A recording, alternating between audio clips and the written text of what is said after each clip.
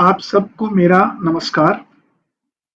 जैसा कि आज मुझे एक अवसर मिला है कि मैं स्वदेशी के मंच से आज कौशल से संबंधित अपना कुछ वक्तव्य रखूं, मुझे इसके लिए एक बार पुनः स्वदेशी संगठन के लिए हार्दिक धन्यवाद जो मुझे ये अवसर प्रदान किया।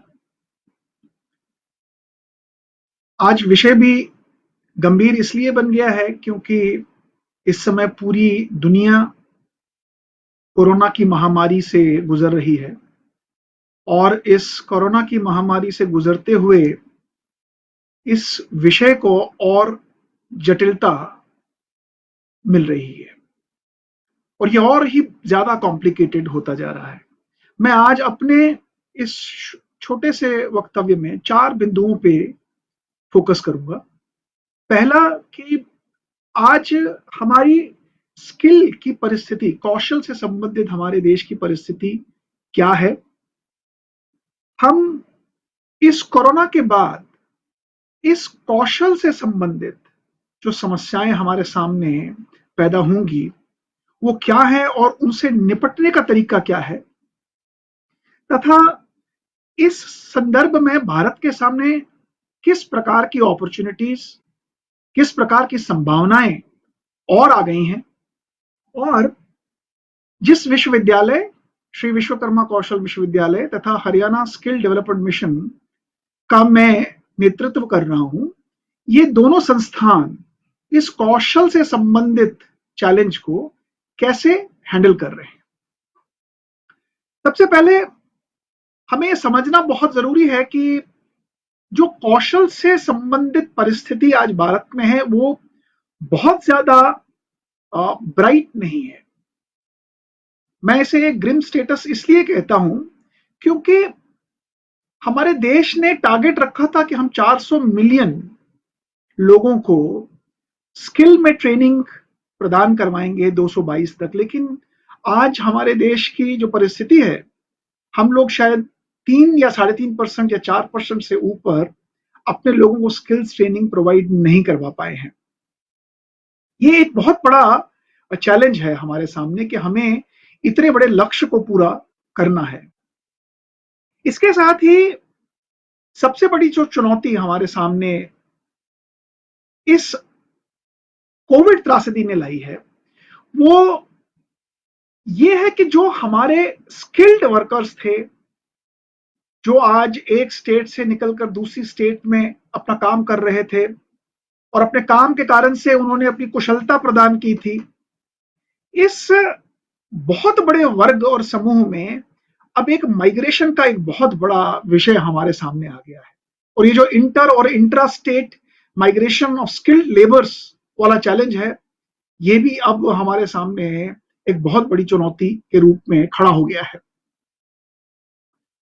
हमारे देश को 2024 तक लगभग जो प्रोजेक्शंस थी 109 मिलियन स्किल्ड वर्कर्स की आवश्यकता, क्योंकि जिस प्रकार की गति भारत में पिछले कुछ सालों से ग्रोथ की आई है, उसमें इस प्रोजेक्शन का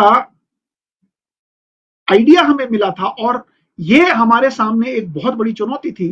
परंतु अब इन परिस्थितियों में इसके प्रति एक बार पुनः इस देखने की आवश्यकता है। एक बहुत बड़ी समस्या जो और सामने है वो ये है कि जिस समय ये नॉर्मलाइजेशन कोविड के बाद आना शुरू हो जाएगी, एक चुनौती खड़ी हो जाएगी बहुत सारी इंडस्ट्रीज और बहुत सारे सेक्टर्स के सामने, क्योंकि बहुत सारे जो वर्कर्स हैं जो आज माइग्रेट होकर वापस अपने गांव में चले गए हैं, उनका वापस जो अभी पलायन हो गया है और वापस उनका आना और वापस इंडस्ट्री की नॉर्मलाइजेशन वाले प्रोसेस को कंट्रीब्यूट करना, ये भी एक बहुत बड़ी समस्या हमारे आने वाले दिनों में हमें जूझनी पड़ेगी।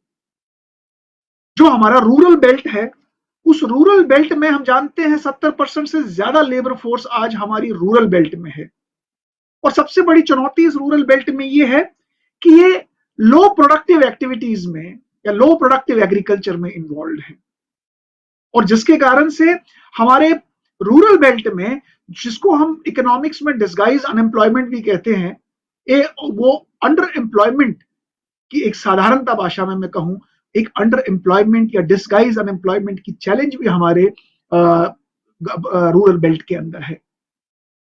और इस रूरल बेल्ट में जो हमारे लोग रहते हैं, इनकी कोई फॉर्मल स्किलिंग भी हमने बहुत ज्यादा देखी नहीं है।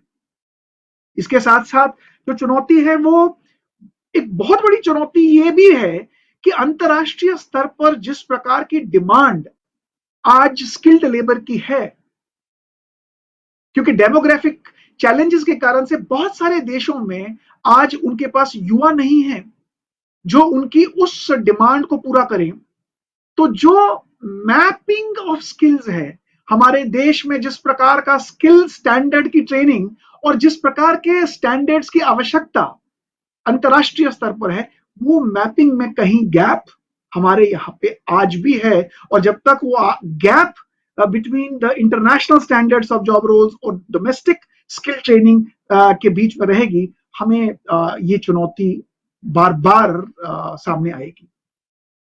मैं इसके अलावा समझता हूं कि हमारी शिक्षा आज भी बहुत सारे ऐसे एस्पेक्ट्स को ध्यान नहीं दे रही है, जैसे leadership skills, innovation skills, entrepreneurial skills. ये बहुत ही क्रिटिकल और बहुत ही इंपॉर्टेंट है, और इन चीजों की ओर हमारी शिक्षा शुरुआत से ध्यान नहीं दे रही है।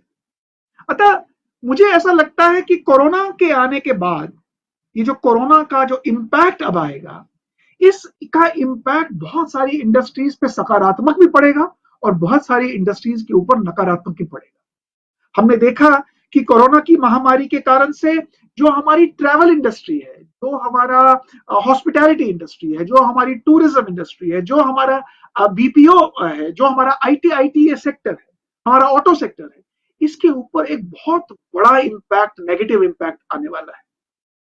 परंतु इसके साथ ही कुछ ऐसे सेक्टर्स में भी कोरोना के कारण से इमरजेंस ऑफ डिमांड आ सकती है, जैसे हमारा फार्मा सेक्टर है, हमारा हेल्थ केयर सेक्टर है, हमारा ई कॉमर्स सेक्टर है, हमारा एग्रीकल्चर सेक्टर है, सोलार सेक्टर है, लॉजिस्टिक सेक्टर है। इन क्षेत्रों में या media, entertainment, capital goods, banking, इन क्षेत्रों में उछाल आ सकता है, क्योंकि स्लोली लोगों का जो रुझान है वो इस दिशा की ओर जाना शुरू हो जाएगा, क्योंकि यहाँ पे बहुत जरूरत होगी पोस्ट कोरोना लोगों की डिमांड्स को पूर्ति करने की। हमने पिछले कुछ दिनों में देखा, होम डिलीवरीज के ऊपर बहुत ज्यादा फोकस हुआ है, ई कॉमर्स के ऊपर बहुत ज्यादा फोकस हुआ है, रिटेल सर्विसेज जो होम डिलीवरी हमारे पास हो रही है, वेयर हाउसिंग की, उस पर बहुत ज्यादा फोकस हुआ है। तो इस एरिया में उछाल की बहुत बड़ी संभावनाएं हैं। लेकिन हमें एक और चुनौती का सामना साथ साथ में करना पड़ेगा, क्योंकि इस चुनौती ने ऑटोमेशन को और बल दिया है। दुनिया ये समझ रही है कि आज ऑटोमेशन के बगैर उनकी कंपनीज को सरवाइव करना बहुत मुश्किल है, और ये ऑटोमेशन में अब और उछाल आएगा। हम लोग पहले भी देख चुके हैं कि कैसे कॉस्ट ऑफ रोबोट्स 25 से 30% कम होने लगे थे, जबकि कॉस्ट ऑफ वेजेस 40 से 50% बढ़ चुके थे। ऑटोमेशन के ऊपर ऑलमोस्ट 3 to 4 टाइम्स की इन्वेस्टमेंट कंपनीज ने की, और ये अब ये बढ़ेगा। और इसके कारण से हमारे जो स्किल्ड रिसोर्सेज हैं इस क्षेत्र में, उनकी डिमांड भी बढ़ेगी। मुझे ऐसा लगता है कि ये जो माइग्रेशन वाला इशू है, इस माइग्रेशन वाले इशू के ऊपर हमें पुनः विचार करना चाहिए, क्योंकि इसमें दो प्रकार की समस्याएं हैं। एक समस्या तो है कि ये माइग्रेंट वर्कर्स है, ये तो गांव चले गए, और जब ये गांव जाएंगे और अगर ये रिलक्टेंट होंगे वापस आने में किन्हीं कारणों से, तो जब ये गांव में रहेंगे तो इनको इस प्रकार से स्किल करना ताकि ये गांव में रहकर अपना लाइवलीहुड, आजीविका चला सके, ये एक बहुत बड़ी चुनौती है। हमारे देश के अंदर 2011 के सेंसस को अगर देखें तो करीब 450 मिलियन हमारे इंटर माइग्रेंट रिसोर्सेज हैं, जो इंटरनल माइग्रेंट्स हैं। और अगर हम देखें 2001 के कंपैरिजन में 2011 में करीब 30 से 37% ये बढ़ चुका है। और मेरा ये मानना है अगर आज सेंसस पूरा होगा तो 2020 में ये 50% को पार कर चुका होगा। और अब इस कोरोना की महामारी के बाद जब ये वापस जाएंगे तो ये जहां जाएंगे वहां भी इनके लिए चैलेंज होगी, और यहां जहां ये छोड़ के जाएंगे वहां की इंडस्ट्री के लिए भी एक बहुत बड़ी चैलेंज सामने खड़ी होगी। तो इसलिए रीस्किलिंग ऑफ माइग्रेंट लेबर्स के लिए बहुत ज्यादा गंभीरता से हमें सोचने की आवश्यकता है। हमें उन लोगों के बारे में भी सोचने की आवश्यकता है, क्योंकि जब बिजनेसेस बंद होना शुरू हो जाएंगे या उनमें डाउनफॉल आना शुरू हो जाएगा या उनमें परिवर्तन आना शुरू हो जाएगा, तो बहुत सारे ऐसे लोग होंगे जो आज नौकरियों में हैं, लेकिन जिस प्रकार के परिवर्तन आ रहे हैं उस परिवर्तन से उनकी जॉब्स को खतरा हो सकता है। तो ऐसे लोगों की रिस्किलिंग के ऊपर भी हमारे को इस समय ध्यान देने की आवश्यकता है।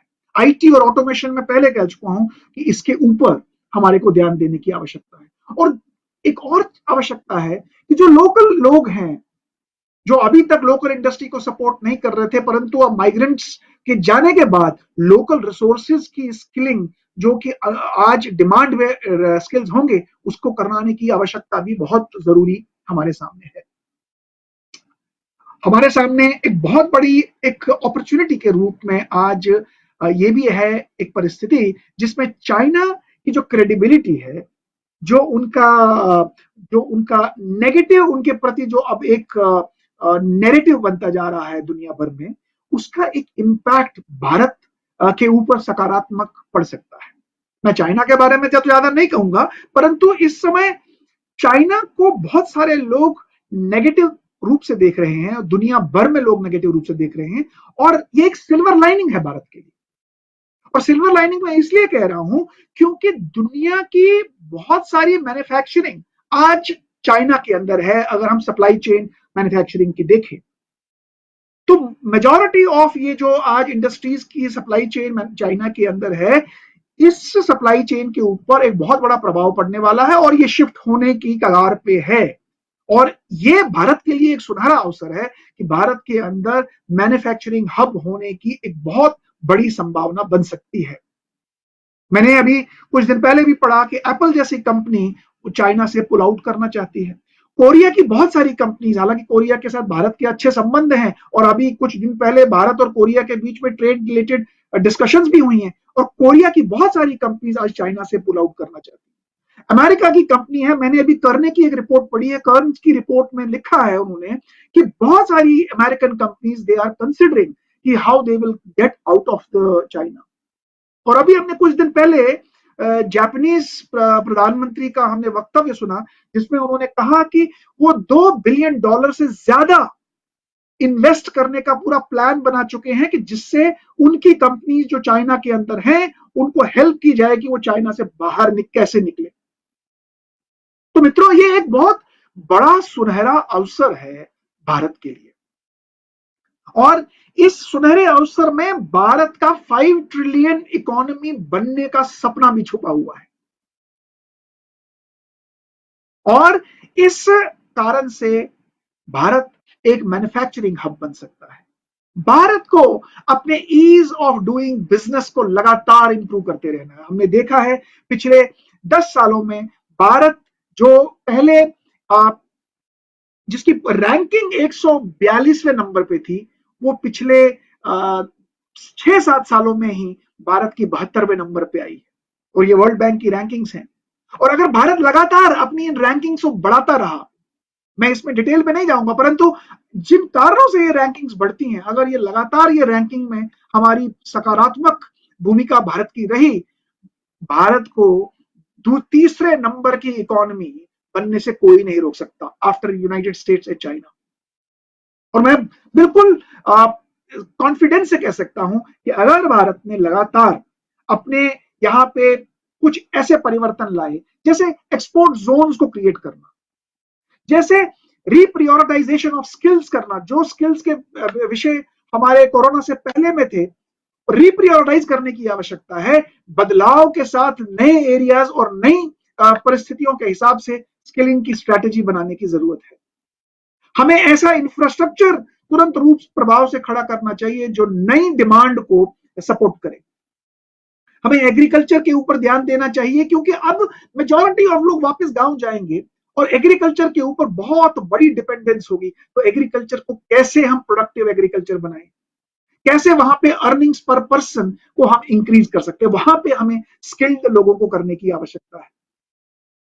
और ये एक प्रोडक्टिविटी का वॉर है आने वाले दिनों में।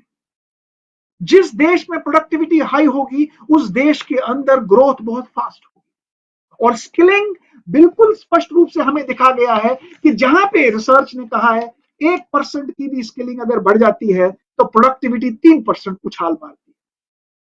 तो इसलिए भारत के सामने जो स्वरूप है वो होना चाहिए, think big, think global, but act local. ये हमारा मूल मंत्र रहना चाहिए। हमें एंटरप्रेन्योरशिप के ऊपर और स्टार्टअप्स के स्किल्स को इनकलकेट करने की आवश्यकता है। हमें अपने एमएसएमईज को, तो माइक्रो स्मॉल मीडियम एंटरप्राइजेस हैं, इनको प्रोटेक्ट करने की आवश्यकता है। मैं आपको बताना चाहूंगा जो श्री विश्वकर्मा कौशल विश्वविद्यालय तथा हरियाणा स्किल डेवलपमेंट मिशन इस गति पे, इस राह पे बहुत महीनों से काम कर रहा है। हम लोगों ने श्री विश्वकर्मा स्किल यूनिवर्सिटी में श्री गुरु नानक देव जी के नाम से Shri Guru Nanak Dev centre for leadership and entrepreneurship बनाया। और यहाँ पे हम सस्टेनेबल मॉडल के ऊपर काम कर रहे हैं कि कैसे हम अपने युवाओं को एक ऐसा माइंडसेट प्रदान करें, एक ऐसा स्किल सेट प्रदान करें, एक ऐसा growth oriented thought process inculcate करें जिससे वो एक सस्टेनेबल बिजनेस मॉडल्स को क्रिएट कर सकते हैं। हमारी हरियाणा स्किल डेवलपमेंट मिशन इस समय लगातार काम कर रही है और पोस्ट कोरोना के जो परिणाम है उसमें बेसलाइन मार्किंग एक्सरसाइज हमारी टीम ने शुरू की है कि हमें कहां पे आने वाले महीनों में हम पुराने सारे अपने टारगेट्स को रिव्यू करने वाले हैं और बेसलाइन स्किल्स के आधार पर जो जरूरत होगी हम उसके ऊपर अपना फोकस रखेंगे। हमारी जो हमारा संकल्प होना चाहिए, जो विश्वविद्यालय का भी संकल्प है, मिशन का भी संकल्प है कि हमें ट्रेडिशनल से लेके मॉडर्निटी तक दोनों के स्केल पे स्किलिंग की आवश्यकता है। ड्यूअल मॉडल ऑफ लर्निंग को प्राथमिकता देने की आवश्यकता है। वैल्यू बेस्ड लर्निंग, संस्कार आधारित शिक्षा प्रदान करने की बहुत जरूरत है। हमारे बच्चों को शिक्षा में क्रिएटिव थिंकिंग और प्रॉब्लम सॉल्विंग के स्किल्स को टीच करने की आवश्यकता है। और सबसे बड़ी इंपॉर्टेंट चीज है कि हमें हमारे विश्वविद्यालय में एग्रीकल्चर को हमने बहुत बड़ा फोकस बनाया हुआ है और एग्रीकल्चर के अंदर हमारे बच्चे आज फार्म एंड नॉन फार्म दोनों के स्किल्स हम उनको प्रदान कर रहे हैं। तो नेट नेट मित्रों, मैं यही कहना चाहूंगा कि इस समय देश के सामने, दुनिया के सामने बहुत सारी चुनौतियां हैं, परंतु इन चुनौतियों में भी हमें कहीं ना कहीं पे अवसर दिखाई दे रहे हैं। इसके लिए हम सबको, भारत सरकार को, राज्य सरकारों को पुनः रूप से एक बार पुनः विचार करना चाहिए और नए आयामों को खोजना चाहिए, क्योंकि नई परिस्थितियों में बदलाव के साथ हमें फ्लेक्सिबिलिटी के साथ, हमें अडेप्टेबिलिटी के साथ आगे बढ़ने की आवश्यकता है। और मुझे लगता है भारत को 5 ट्रिलियन इकोनॉमी से कोई नहीं रोक सकता। भारत की जो नंबर रैंकिंग है वो तीसरे नंबर, चौथे नंबर तक पहुंचने से कोई नहीं रोक सकता। हम सबको इस पूरे यज्ञ में इकट्ठा रह के फ्यूचरिस्टिक माइंडसेट से काम करने की आवश्यकता है। इन्हीं शब्दों के साथ एक बार पुनः आपने मुझे सुना, उसके लिए धन्यवाद। और स्वदेशी मंच से आज मुझे इसका अवसर मिला, उसके लिए भी मैं स्वदेशी जागरण मंच का बहुत बहुत धन्यवाद करता हूँ। नमस्कार।